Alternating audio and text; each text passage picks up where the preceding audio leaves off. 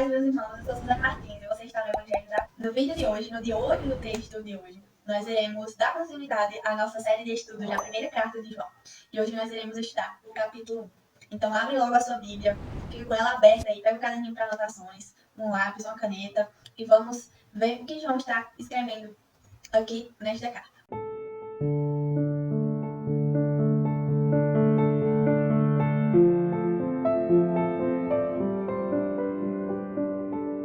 Vamos dar uma olhada ao que João está escrevendo dos versos de 1 a 4.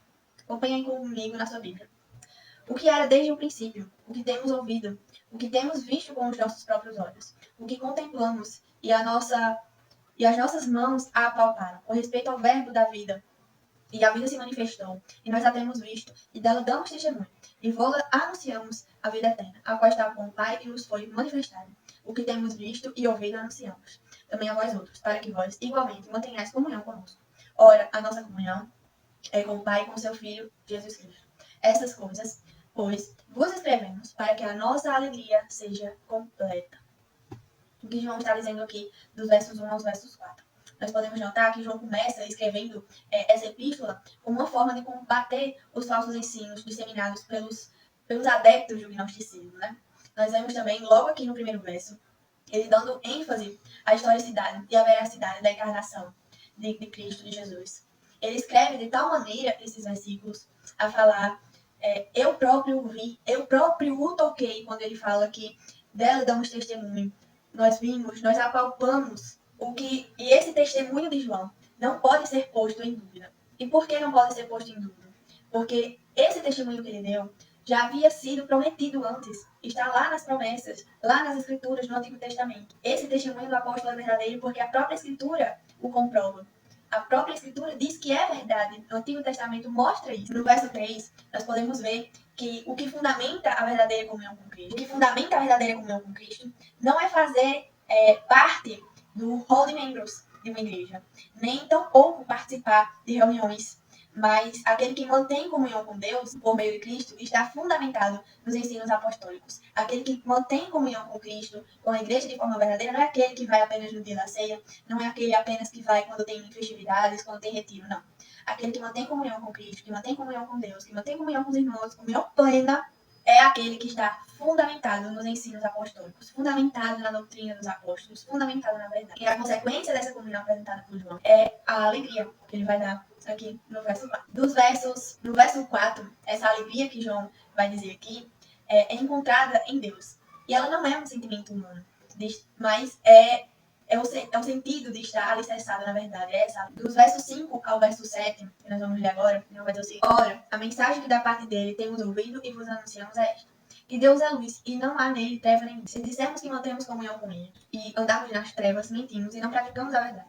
Se porém andarmos na luz, como ele está na luz, mantemos comunhão uns com os outros e o sangue de Jesus, seu Filho, nos purifica de todo o pecado. O que João vai estar falando aqui dos versos 5 ao 11. Ele vai fazer um contraste entre os filhos de Deus e os filhos do mundo, ou seja, os filhos do diabo. Dos versos 5 ao verso 7, João vai relembrar os irmãos acerca da palavra outrora anunciada, a palavra que ele já havia anunciado, sobre a santidade de Deus, a qual exige que aqueles que afirmam estar em Cristo devem ser santos. E é essa santidade, esse modo de viver em santidade, que vai nos diferenciar daqueles que andam em suas ímpias paixões. Mais uma vez, nós vemos aqui João escrevendo o seu argumento a fim de exortar os irmãos a combater as heresias. No verso 5, a mensagem anunciada aqui não provém de ensinos ou desejos humanos, mas do próprio Deus, inspirada pelo próprio Deus, e não por filosofias como os irmãos. Essa palavra aqui que João está anunciando, ela sim merece ser ouvida, não os falsos ensinos. Ela sim merece ser ouvida e obedecida. João continua os versículos fazendo um jogo interessante com as palavras. Ele vai falar sobre luz e trevas. Enquanto os hereges daquela época, os gnósticos, como nós conhecemos lá na introdução, eles alegavam que o conhecimento recebido por eles era de iluminação. João vai dizer aqui que eles não caminhavam na luz, mas sim em trevas, pois eles não reconheciam, eles não confessavam seus pecados. Eles eram hipócritas, pois afirmavam andar com Deus, mas a sua conduta era de pecados. Eles não eram arrependidos. E para tais, não existe comunhão com Deus. E por que não existe comunhão com Deus para esses tais? Porque Deus e trevas não se misturam. Logo, aquele que está em Cristo não vive como vivia anteriormente. É o que nós vamos ver João aqui anunciando ao longo da carta. Aqueles que dizem estar em Cristo, que dizem professar a fé, não vivem como viviam antes de professar Jesus Cristo.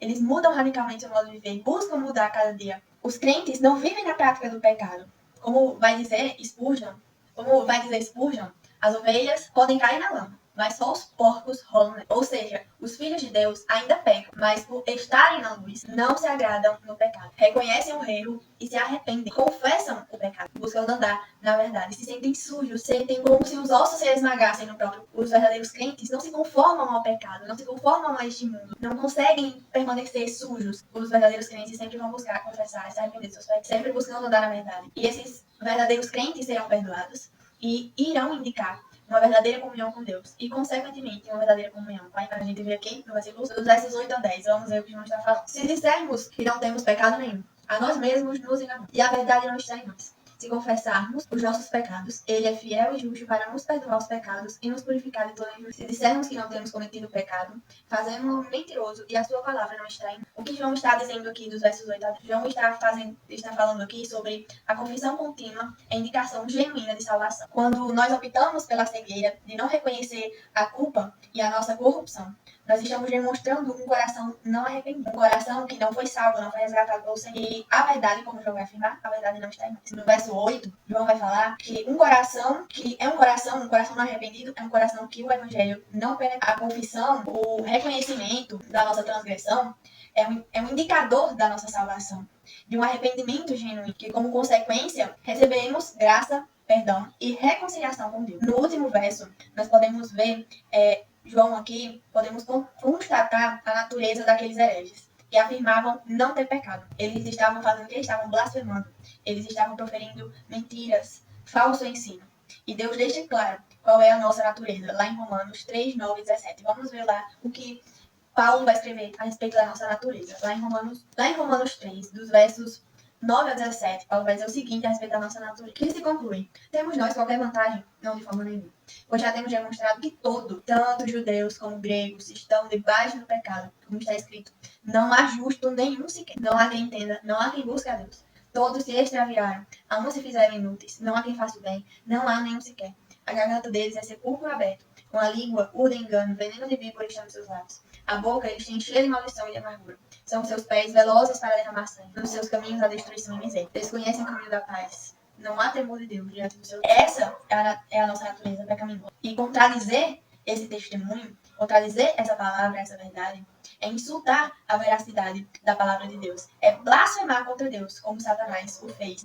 É uma demonstração, mais uma vez, de que a palavra não está em nós. Dizer que não temos pecado é uma demonstração, mais uma vez, de que essa palavra, como João vai botar aqui, a palavra não está. Não existe salvação, então, para aquele indivíduo, é o que João está dizendo. E quais são as aplicações que podemos retirar desse primeiro capítulo? A primeira é a seguinte: devemos seguir as escrituras, crer em sua autenticidade e na sua veracidade. O segundo ponto a segunda aplicação que podemos tirar aqui desse primeiro capítulo é a seguinte: não devemos seguir qualquer vento de doutrina, mas aquela que já foi ensinada pelos apóstolos aqui nas escrituras sagradas. Outra aplicação que podemos retirar aqui desse primeiro capítulo é a seguinte: devemos viver uma vida condizente com aquilo que afirmamos crer, com a nossa fé. Devemos não só falar, mas viver de acordo com aquilo que cremos. Nossa maneira de falar, de agir, de andar, de se vestir, tudo deve apontar para aquilo que professamos, para aquilo que dizemos crer. A maneira que nós nos vestimos, a maneira que nós falamos, a maneira que nós compartilhamos, que lemos, que ouvimos, ela diz muito a respeito daquilo que professamos, daquilo que cremos. E como será que temos agido? Será que realmente somos filhos de Deus? Olhando para a maneira que andamos, que falamos, que vestimos, que agimos, que lemos, que nos interessamos, será mesmo que é o verdadeiro Deus das Escrituras que servimos? É uma pergunta que temos que fazer, nos analisar. E por último, podemos retirar aqui uma aplicação desse primeiro capítulo, é o seguinte: devemos reconhecer constantemente a nossa miserabilidade. Devemos constantemente estar aos pés de Cristo, pedindo que Ele nos mostre, nos revele quão maus somos, quão maligno é o pecado. Ter consciência da nossa maldade, saber que somos maus, e saber que somos piores do que um assassino, piores do que aquela pessoa de bigodinho, que eu não posso falar o nome, mas que vocês sabem, se trata da Segunda Guerra, que somos piores do que um serial killer. Todos nós temos potencial para sermos piores do que todas essas pessoas. Acontece que talvez não externamos essas atitudes, mas o nosso coração é mau.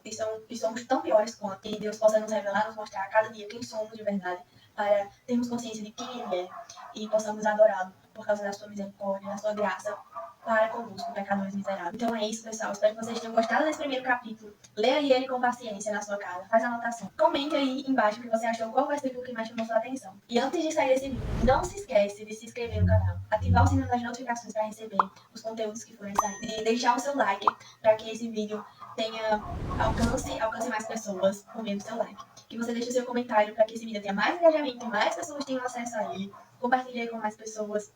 E é isso, pessoal. Espero que vocês tenham gostado. Que Deus abençoe e que você possa meditar neste primeiro capítulo de João.